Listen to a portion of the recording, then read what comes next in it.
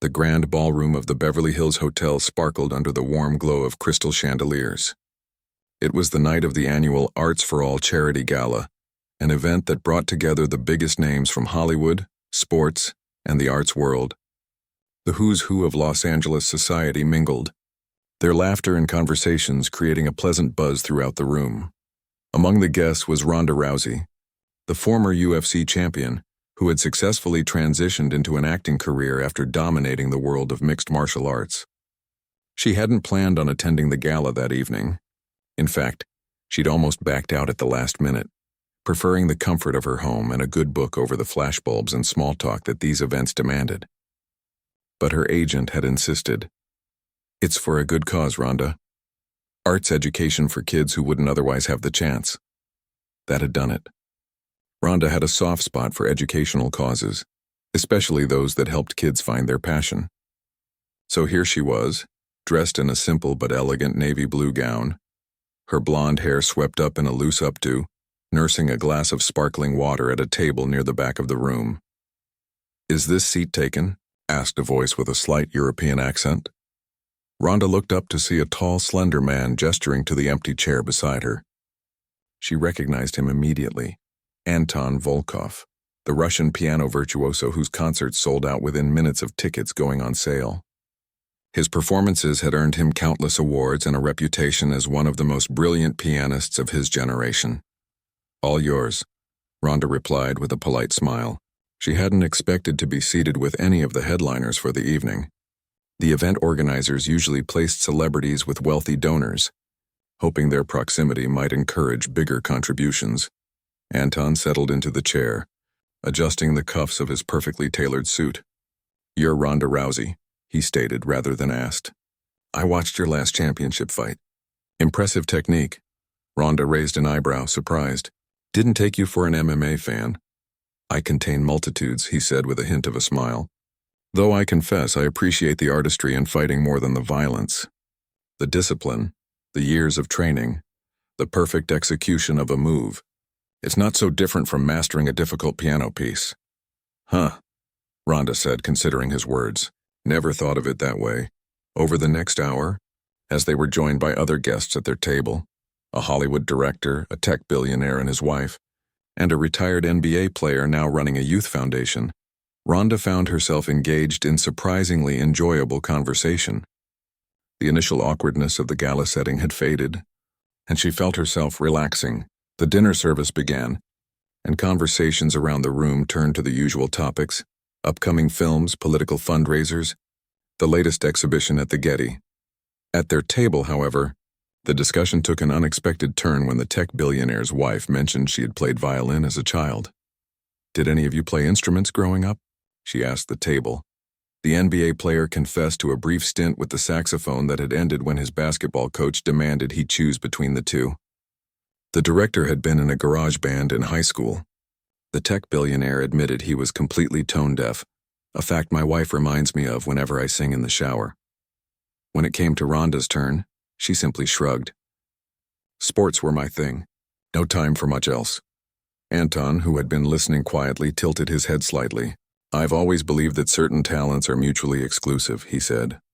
"The physical requirements of being an elite athlete, the muscle memory, the coordination needed for contact sports especially, are almost incompatible with the delicacy required for playing classical piano." Ronda turned to look at him. "What do you mean by that?" Anton took a sip of his wine before answering. "It's about the hands primarily, the precision and sensitivity needed to feel the keys, to control the pressure applied to each note. Fighters have hands that are conditioned for impact, for power. The neural pathways are developed differently." He glanced down at Ronda's hands. "No offense intended, of course." The table fell silent for a moment. The tech billionaire's wife looked uncomfortable, clearly sensing the shift in the atmosphere. "That's an interesting theory," Ronda said finally, her voice neutral. She'd spent her entire career proving people wrong when they made assumptions about what she could or couldn't do. Pretty limiting way to look at human potential, though, isn't it? Anton shrugged elegantly. "Perhaps. But after 25 years of teaching and performing, I've found it to be generally true. There are always exceptions, of course." The conversation moved on.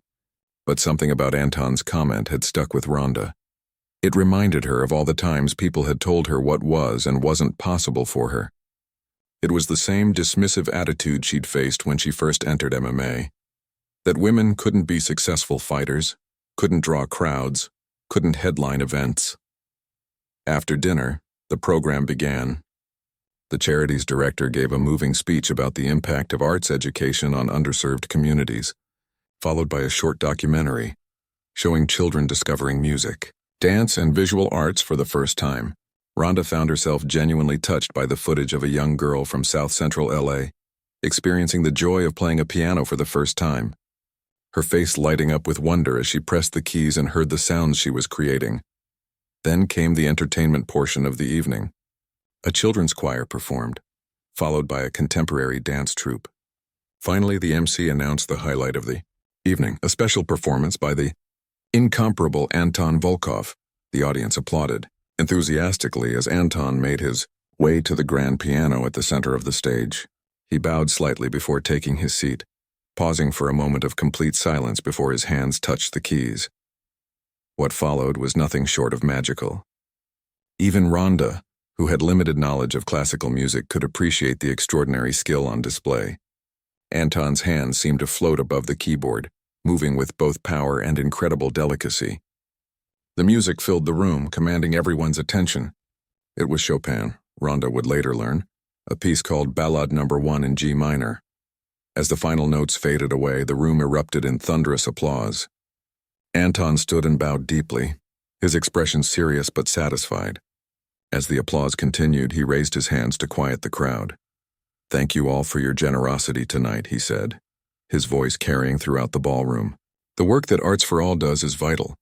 Every child deserves the chance to discover if they have musical talent hidden within them." He paused, his eyes scanning the room before landing on Ronda's table.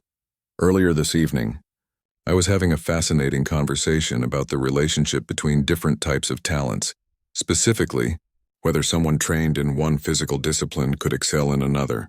I suggested that the hands of a fighter might not be suited to the piano." A small smile played at his lips. Ronda felt a sudden knot in her stomach. She wasn't sure where this was going, but she had a feeling it involved her. "So," Anton continued, "I would like to issue a friendly challenge. Ms. Ronda Rousey, would you honor us by coming up and trying your hand at the piano? Perhaps you could prove my theory wrong." A spotlight suddenly found Ronda at her table, and hundreds of faces turned to look at her. Whispers rippled through the crowd. She could feel the heat rising in her cheeks. Not from embarrassment, but from a familiar feeling she knew all too well from her fighting days. It was the rush that came with being challenged, being underestimated. The tech billionaire's wife leaned over and whispered, "You don't have to do this." But Ronda was already standing up. She hadn't backed down from a challenge in her life, and she wasn't about to start now. As she made her way toward the stage, she heard the murmurs grow louder. Phone cameras were raised throughout the ballroom, and she knew that whatever happened next would likely be all over social media within minutes. Anton extended his hand to help her onto the stage, his expression a mixture of amusement and curiosity. "No pressure," he said quietly, though his tone suggested otherwise. Ronda smiled tightly as she took her place on the piano bench. The spotlight was warm on her face, the keys cool and smooth under her fingertips. It had been years, more years than she cared to count. But some things once learned were never truly forgotten. She took a deep breath and looked out at the sea of expectant faces. Then, with a slight nod to herself, she placed her hands in position and prepared to play. A hush fell over the ballroom as Ronda sat at the piano. Hundreds of eyes were fixed on her, and she could practically feel the collective assumption that this was about to be an awkward, possibly humiliating moment. The weight of Anton's challenge hung in the air. She glanced up at him, standing a few feet away with that slightly smug expression that reminded her of opponents who had underestimated her in the octagon. For a moment, Ronda considered just playing chopsticks or something equally basic and walking off the stage. It would get a laugh, diffuse the tension, and she could go back to her table with her dignity intact. But that wasn't her style. Ronda Rousey didn't do the bare minimum, and she certainly didn't back down from a challenge. She adjusted her position on the bench, straightened her back, and placed her hands on the keys. The muscle memory was rusty but still there, buried beneath years of jabs, hooks, and arm bars.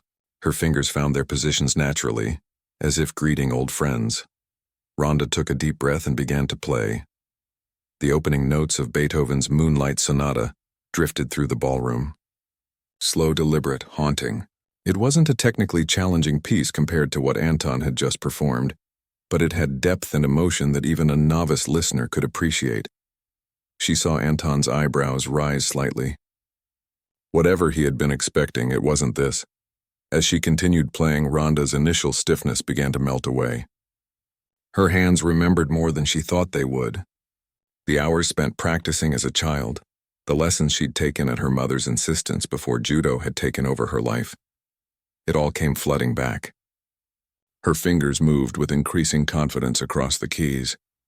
Ronda wasn't playing with the technical perfection of a professional pianist, but there was something raw and genuine in her performance that captivated the audience.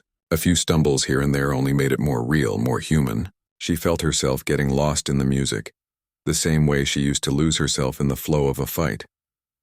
The faces watching her began to change. The amused expressions expecting failure transformed into looks of genuine surprise and appreciation. Phone cameras remained raised, but now they were capturing something unexpected. A side of Ronda Rousey that no one in the room had known existed. As she played the final notes, allowing them to linger in the air before lifting her hands from the keys, there was a moment of stunned silence. Then the room erupted in applause, genuine, enthusiastic applause, not the polite kind that follows an amateur attempt. Anton was the first to approach her, his expression a mixture of surprise and newfound respect. "That was unexpected," he said, extending his hand to help her up from the bench. "You've clearly had training." Ronda accepted his hand and stood, feeling a rush of satisfaction at having proven him wrong. 8 years of lessons, she said, loud enough for the microphone to pick up. "My mom believed a good athlete needed to develop discipline in more than one area." The audience was still applauding as the event's host came back to the microphone. "Well, I think we can all agree that was a wonderful surprise," she said. "Thank you, Ronda, for being such a good sport and sharing your hidden talent with us. And thank you, Anton, for the challenge that led to this moment." As Ronda made her way back to her table, people reached out to touch her arm, offering compliments and expressions of amazement. The tech billionaire's wife gave her a thumbs up and the NBA player stood to pull out her chair. "That was incredible," he said. "You never mentioned you could play like that." Ronda shrugged, trying to appear nonchalant despite the adrenaline still pumping through her system. Nobody ever asked. The rest of the evening continued with the planned program. More performances, a live auction for the charity, speeches thanking the donors. But there was a buzz in the room that hadn't been there before. Ronda caught snippets of conversations about her performance. People were already sharing the videos on social media. By morning, she knew it would likely have millions of views. After the formal program ended, guests began to mingle again. Several people approached Ronda, asking about her musical background. A few even joked about whether there were any other hidden talents she was keeping secret. Was she also a secret opera singer? A ballet dancer, perhaps? She handled the attention with grace, though inside she was counting the minutes until she could politely leave. Being the center of attention for her fighting was one thing. That was her profession, her choice. This felt different, more personal somehow.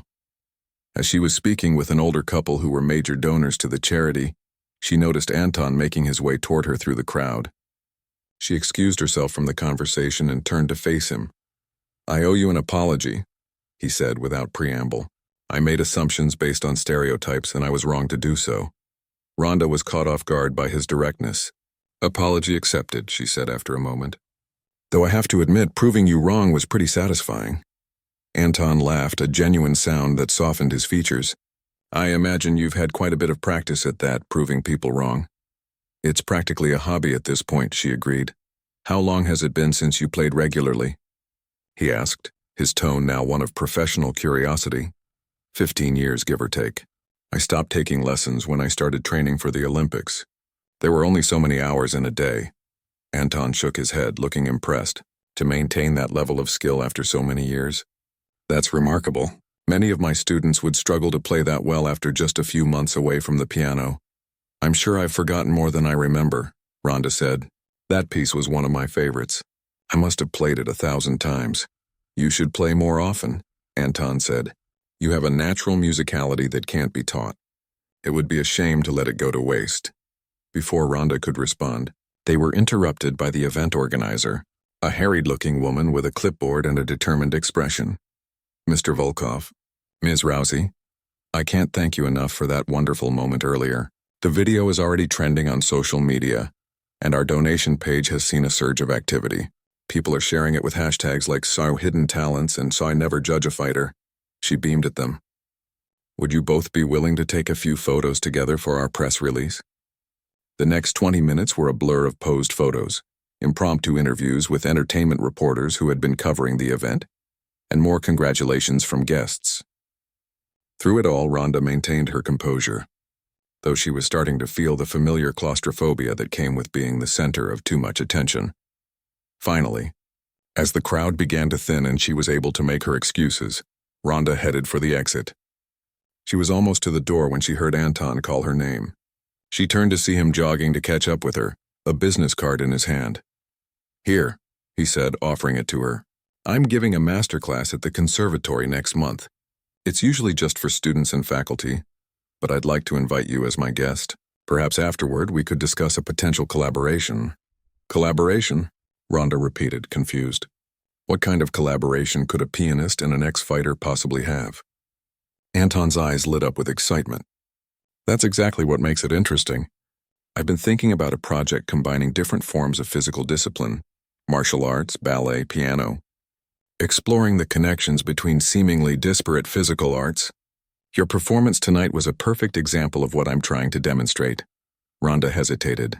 Her schedule was already packed with film projects, speaking engagements, and her regular training routine, but there was something intriguing about the idea. I'll think about it, she said, taking the card. That's all I ask, Anton replied with a slight bow. And regardless of your decision, thank you for reminding me of an important lesson tonight. What's that? That talent and ability come in many forms, and we limit ourselves and others when we try to put them in boxes. He smiled. Also, never challenge a fighter unless you're prepared to lose. Ronda laughed, feeling the tension of the evening finally start to dissolve. That's probably the most important lesson of all. As she walked to her car, Ronda pulled out her phone and saw that she had dozens of missed calls and messages. Her agent, her publicist, friends, family, all reacting to the videos that were now spreading across the internet. She scrolled through a few of the messages and then put the phone away with a sigh. Tomorrow would bring a new wave of attention, interviews, and probably offers related to her newly revealed skill. For now, though, she just wanted to go home, kick off her heels, and process what had happened. As she drove away from the hotel, Ronda found herself humming the melody she had played. For the first time in years, she thought about the piano gathering dust in her home gym, tucked away in the corner. Maybe it was time to uncover it, tune it up, and see what else her fingers remembered. Ronda woke up the next morning to her phone buzzing nonstop. Groaning, she reached for it and squinted at the screen. 37 missed calls, over 100 text messages and notifications from every social media platform she had accounts on, most of which she rarely used. It seemed the video of her piano performance had indeed gone viral overnight. She scrolled through some of the headlines. UFC champion reveals hidden musical talent. Ronda Rousey, fighter by day, pianist by night. The surprising side of Ronda Rousey you never knew existed. There were even memes already, her face photoshopped onto famous pianists. Jokes about her opponents having to face her in both the octagon and the concert hall. Her publicist had left several voicemails, each one sounding increasingly excited. Ronda, call me ASAP. We've got Good Morning America, Today Show, Ellen, everyone wants you. This is gold. Ronda dropped her phone on the bed and stared at the ceiling. She hadn't expected this level of reaction. It was just a piano piece, for crying out loud. She'd won championships, starred in movies, written a book, and people were losing their minds over a few minutes of Beethoven. With a sigh, she got up and headed to the kitchen to make coffee. As the machine gurgled to life, she glanced out the window of her Los Angeles home. There were already 2 news vans parked across the street. Great. Her phone rang again, and this time she answered it. Yes, I'm alive. No, I'm not doing any interviews right now, she said without preamble. Good morning to you too, sunshine, came her agent's cheerful voice. Have you seen the numbers?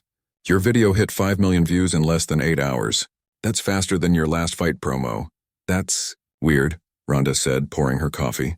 I don't get it. Why is this such a big deal? Because people love discovering new sides to celebrities they think they know, her agent explained. Plus, let's be honest, there's the contrast factor. You're known for breaking arms, not playing classical music. It humanizes you in a way all those PR campaigns we've tried never could. Rhonda rolled her eyes.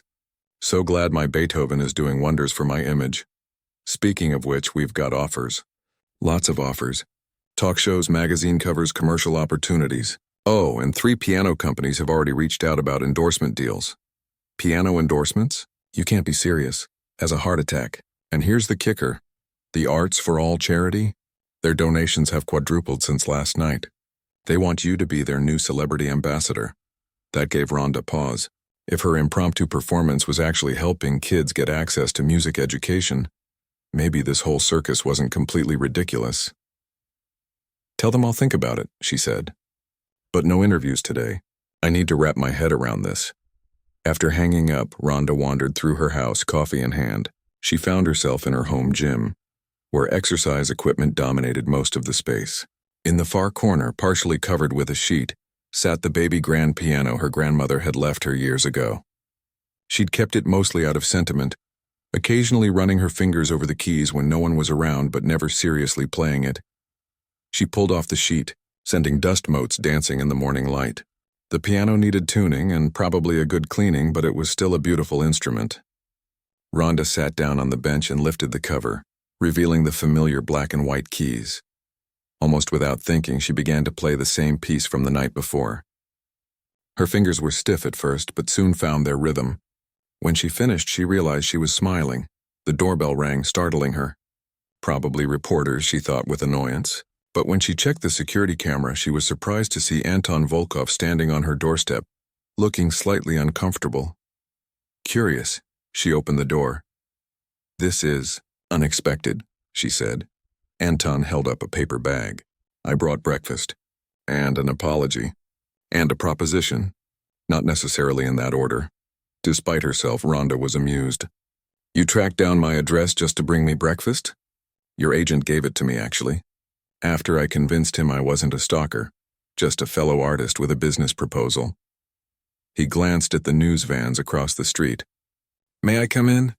Unless you'd prefer to have this conversation in front of the entertainment reporters. Rhonda stepped aside to let him in, leading him to the kitchen.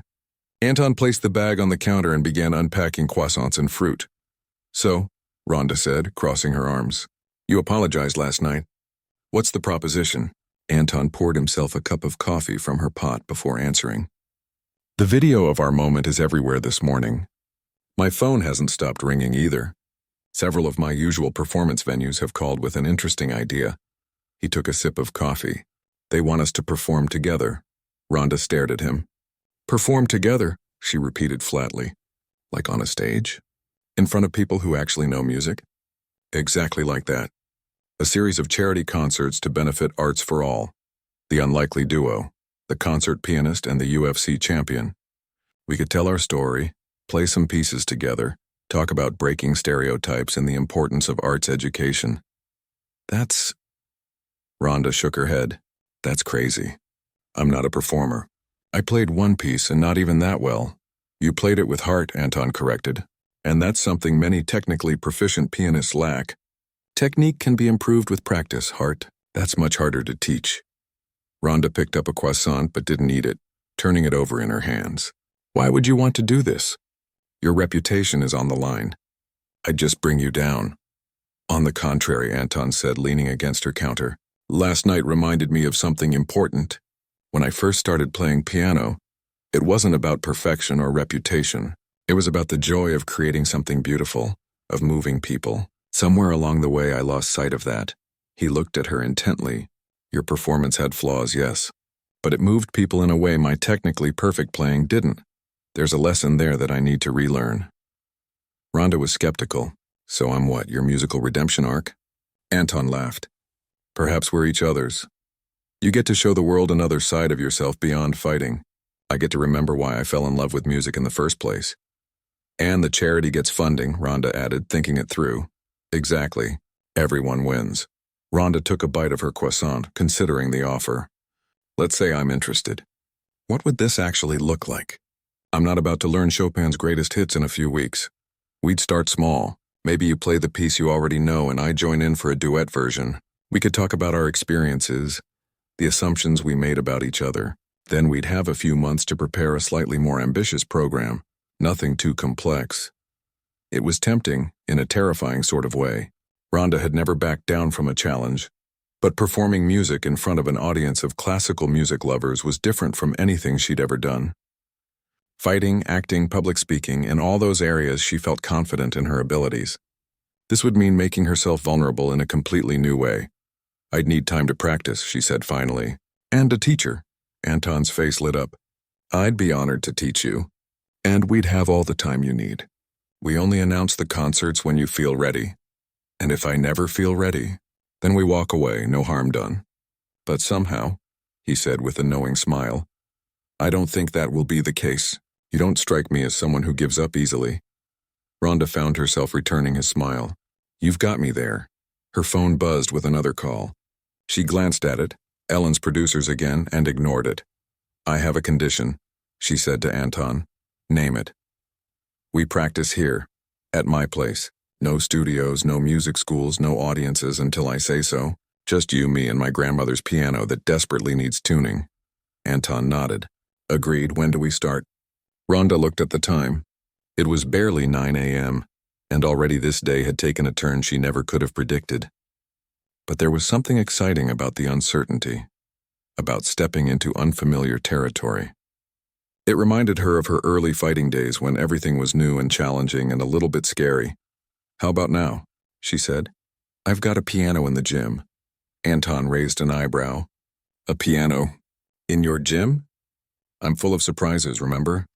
As they walked toward the gym, Rhonda's phone began ringing again. This time it was her mother. I should take this, she told Anton. Make yourself comfortable. The piano's in the corner. She answered the call as Anton walked ahead. Mom, before you say anything, yes, I've seen the video, and yes, it's everywhere. I knew those lessons would come in handy someday, her mother said, and Rhonda could hear the smile in her voice. You remember how much you fought me on them? Every Saturday morning, you'd beg to skip your piano lesson so you could train instead. And you always said the same thing, Rhonda recalled. Discipline in one area strengthens discipline in all areas. They said in unison, from the gym. Rhonda heard the first few notes of Moonlight Sonata as Anton tested her grandmother's piano. Mom, I've got to go. There's a world-famous pianist in my gym waiting to give me a lesson. Now there's a sentence I never thought I'd hear from you. Her mother laughed. Go on then. Make me proud. Again. Rhonda hung up and headed toward the music, toward a new challenge, toward a part of herself she had almost forgotten existed. The next 6 weeks passed in a blur of practice sessions, media dodging, and more practice sessions. Rhonda had forgotten how demanding piano could be. The hours of repetition, the frustration of hitting wrong notes, the cramping in her fingers and forearms. It was a different kind of physical challenge than fighting, but demanding in its own way. Anton proved to be a patient, but exacting teacher. He would sit beside her on the bench demonstrating techniques, correcting her hand position, sometimes placing his hands over hers to guide her through difficult passages. The baby grand had been professionally tuned the day after his first visit, and the rich, resonant sound now filled her home gym daily. Again, Anton would say after she made a mistake. But this time, think about what you're trying to express, not just which keys to hit. At first, Rhonda had been self-conscious playing in front of him. Anton Volkov was known for reducing professional pianists to tears with his criticism. But she quickly realized he was treating her differently. Not with kid gloves exactly, but with a kind of respectful patience she hadn't expected. You have a good ear, he told her during one session. You hear when something isn't right. Most beginners, or in your case people returning after a long break, don't recognize their own mistakes. Trust me, I recognize them, Rhonda said, flexing her sore fingers. Every single one. They had settled on a program for their first charity performance. Rhonda would play her Moonlight Sonata solo. Anton would perform 2 pieces, and then they would finish with a simple duet arrangement they'd been working on. Between musical numbers, they would share the story of how they met and talk about the importance of arts education. The date was set for 2 months after the gala where it all began. Tickets sold out within hours of the announcement, which both terrified and motivated Ronda. People were paying real money to hear her play. The pressure was on. "What if I freeze up?" she asked Anton one day after a particularly frustrating practice session. "What if I forget everything and just sit there like an idiot while hundreds of people stare at me?" Anton, who was making tea in her kitchen, considered this. "Then I'll join you on the bench and we'll play something together." "Or I'll create a distraction. Or we'll simply tell the audience the truth, that you're brave enough to try something difficult in public, which is more than most people ever do." "You make it sound so simple," Ronda said. "It is simple. Not easy, but simple." He handed her a cup of tea. "Remember, these people aren't coming to judge your piano skills. They're coming to witness a story, our story. The music is just one part of that." Ronda sipped her tea, letting his words sink in. He had a point. No one expected her to play like a professional. They just wanted to see the fighter try something unexpected, maybe fail, maybe succeed. It was the attempt that interested them. As the performance date grew closer, Ronda found herself increasingly drawn to the piano, even when Anton wasn't there for lessons. She would play late at night when she couldn't sleep, working through the pieces they had selected, but also experimenting with others she remembered from childhood. One evening, her neighbor knocked on her door around 11 p.m. "I'm so sorry to bother you," the elderly woman said, "but I wanted to tell you how much I've been enjoying your playing these past few weeks. It reminds me of when my late husband used to play. Same piece too, the Moonlight.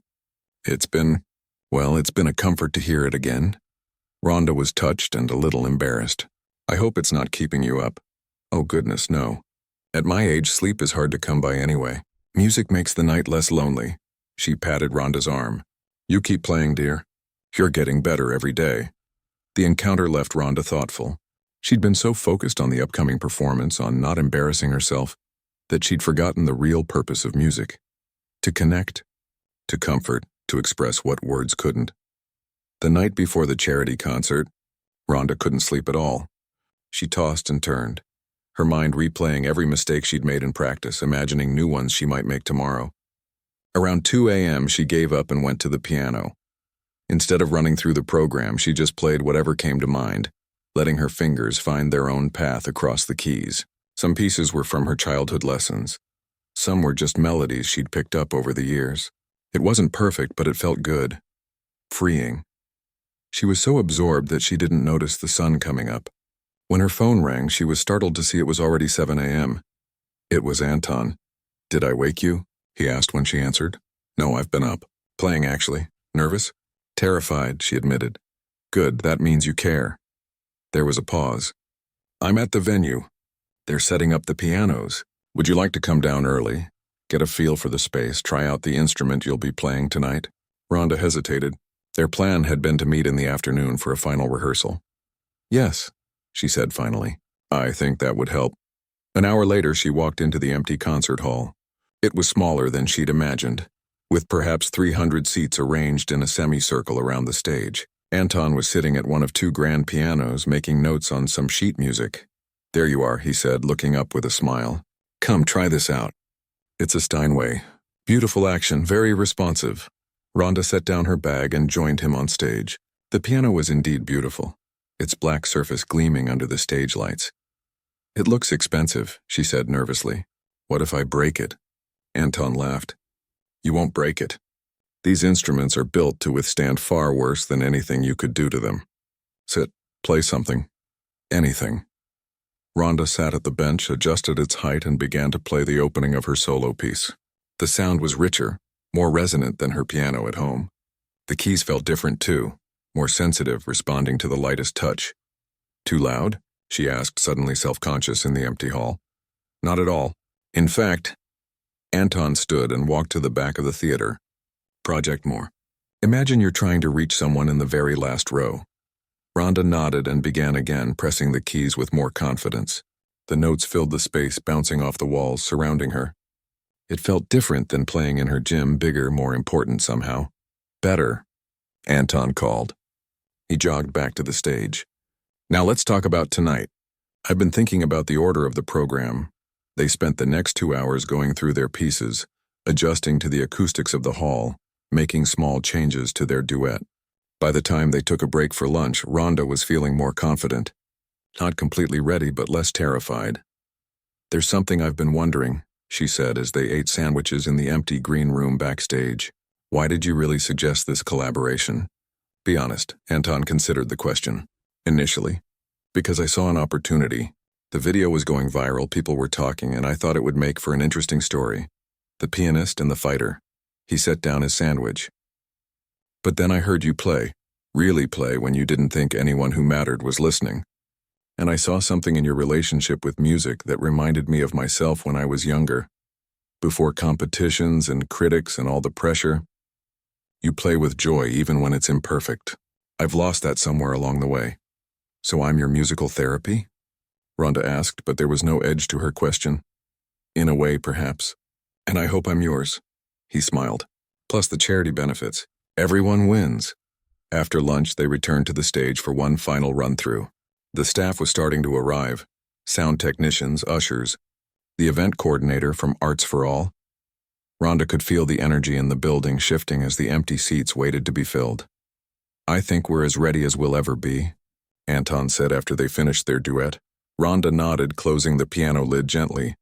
"I should go home, rest a bit before tonight." "Good idea. Be back by 6 for hair and makeup." "And Ronda?" Anton called as she was gathering her things. "Remember why we're doing this? It's not about being perfect. It's about showing people that it's never too late to revisit old passions, to try new things, to surprise yourself and others." "I'll try to remember that when I'm having a panic attack on stage," she said with a wry smile. "If that happens, just look at me. I'll get you through it." As Ronda left the theater, she was surprised to find herself actually looking forward to the evening ahead. Yes, she was nervous. Yes, she might make mistakes. But there was also excitement. The same feeling she used to get before stepping into the octagon. The thrill of putting herself out there, of taking a risk, of showing a side of herself that few people had seen before. Tonight, win or lose, she would play. The backstage area buzzed with activity as Ronda sat in the makeup chair. A stylist worked on her hair while a makeup artist applied the finishing touches to her face. In the corner, Anton was reviewing sheet music, occasionally playing air piano with his fingers, his eyes closed in concentration. Ronda glanced at herself in the mirror. She looked different tonight, softer somehow in a simple black evening gown that flowed to the floor. No fight gear, no tough girl image to maintain, just a woman about to play piano in front of hundreds of people, including music critics, celebrities, and her former UFC colleagues who had shown up to support her. 5 minutes. "Everyone," called the stage manager, poking his head into the room. The makeup artist stepped back. "All done." "You look beautiful." "Thanks," Ronda said, though beauty was the last thing on her mind right now. Her stomach was in knots, her palms so sweaty she kept wiping them on a small towel. This was worse than pre-fight jitters. At least in the octagon, she knew exactly what to do, had trained her whole life for it. Here she felt like an imposter. Anton approached, looking perfectly calm in his tuxedo. "Ready?" "No," Ronda admitted. "I think I'm going to throw up." "Breathe," he said, placing his hands on her shoulders. "In through the nose, out through the mouth. Just like you would before a fight, yes?" Ronda nodded, following his instructions. The breathing helped, but only a little. "What if I mess up? What if I embarrass myself and you and the charity? Then we'll all survive," Anton said simply. "The earth will continue to rotate. The sun will rise tomorrow. And you will still be Ronda Rousey, champion, actor, and now, brave pianist." His matter-of-fact tone made her smile despite her nerves. "Besides," he added, "I have a confession. I deliberately made a mistake in yesterday's rehearsal. Did you notice?" "No," Ronda said, surprised. Anton was known for his technical perfection. Exactly. No one notices small mistakes except the performer. And if you make a big one, and he shrugged. "I'll cover for you." That's what partners do. Before she could respond, the stage manager returned. "It's time." They walked to the wings of the stage together. Ronda could see the packed house through a gap in the curtains. Row after row of expectant faces. The low murmur of conversation. The occasional flash of a phone camera despite the no photos policy. The house lights dimmed and the audience fell silent. A spotlight hit center stage where the director of Arts for All stood at a microphone. Ladies and gentlemen, thank you for joining us for this very special evening. 6 weeks ago, an unexpected moment at our annual gala took the internet by storm. As the director continued with her introduction, showing clips from the viral video on the screens above the stage, Ronda felt Anton's hand squeeze hers briefly. "Remember," he whispered, "it's not about being perfect. It's about being brave." The audience applauded as the director finished her introduction. "Please welcome to the stage Anton Volkov and Ronda Rousey." Anton walked out first, waving to the crowd with the easy confidence of someone who had performed countless times. Ronda followed, her legs feeling wooden but her head held high. The applause grew louder, with a few cheers and whistles from what she suspected were UFC fans in the audience. They both bowed, then took their places at their respective pianos. Anton would play first, giving Ronda a few more minutes to collect herself. "Good evening," Anton said into his microphone. "We're delighted to see so many supporters of arts education here tonight. Before we begin, I'd like to tell you a story about assumptions, humility, and the unexpected paths that bring people together." He recounted their first meeting at the gala, not sparing himself in the retelling. The audience laughed at his description of his own smugness and gasped when he described challenging Ronda publicly. "In that moment," he concluded, "I thought I knew exactly what would happen. I was proven wonderfully, beautifully wrong. Tonight is a continuation of that lesson for both of us." With that, he turned to his piano and began to play. The piece was one of his signatures, complex, emotional, technically demanding. Ronda watched his hands fly across the keys, his body swaying with the music. This was artistry at the highest level, and in a few minutes she would follow it. The thought should have terrified her, but strangely, watching Anton perform calmed her. He was so fully immersed in the music, so present in each note, that it reminded her of how she felt in her best fights, when training gave way to instinct, when thinking stopped and pure action took over. When Anton finished his first piece, the audience erupted in applause. He played one more equally impressive, then stood and bowed deeply. "And now," he said, his accent more pronounced with emotion, "I have the honor of introducing someone who reminds us all that courage comes in many forms. Please welcome Ronda Rousey." This was it. Ronda took a deep breath and walked to the center piano as Anton moved to the side. The spotlight followed her, warm on her skin. She adjusted the bench, placed her hands on the keys, and looked out at the audience. In the front row, she spotted her mother, who gave her a subtle thumbs up.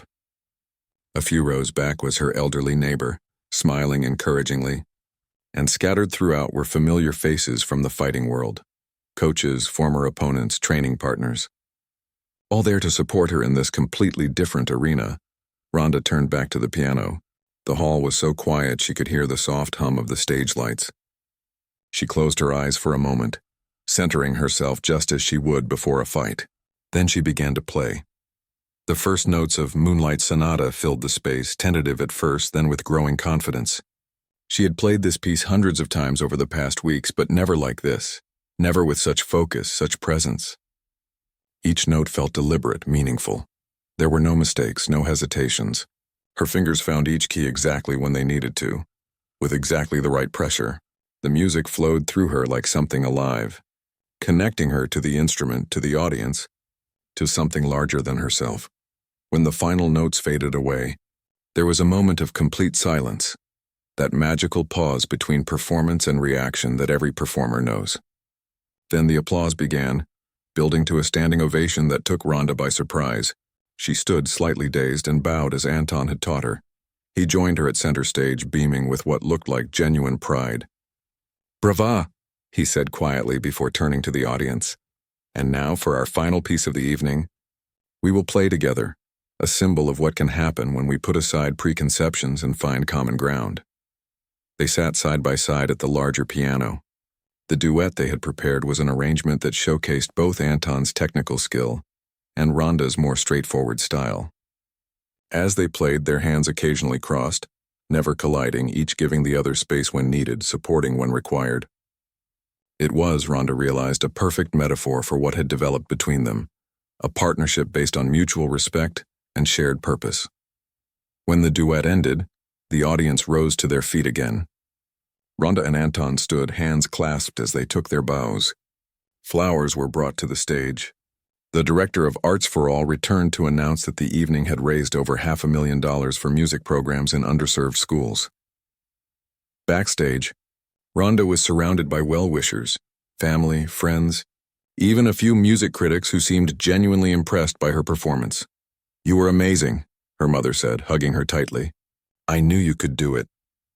"Thanks for making me stick with those lessons all those years ago," Ronda replied. "You were right, they did come in handy. Eventually." The crowd thinned, leaving just Ronda and Anton in the green room, sitting amid flower arrangements and empty champagne glasses. "So," he said, "how does it compare?" "To what?" "To winning a fight.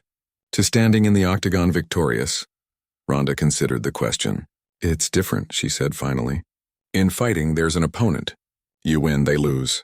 Here, it felt like we were all on the same side.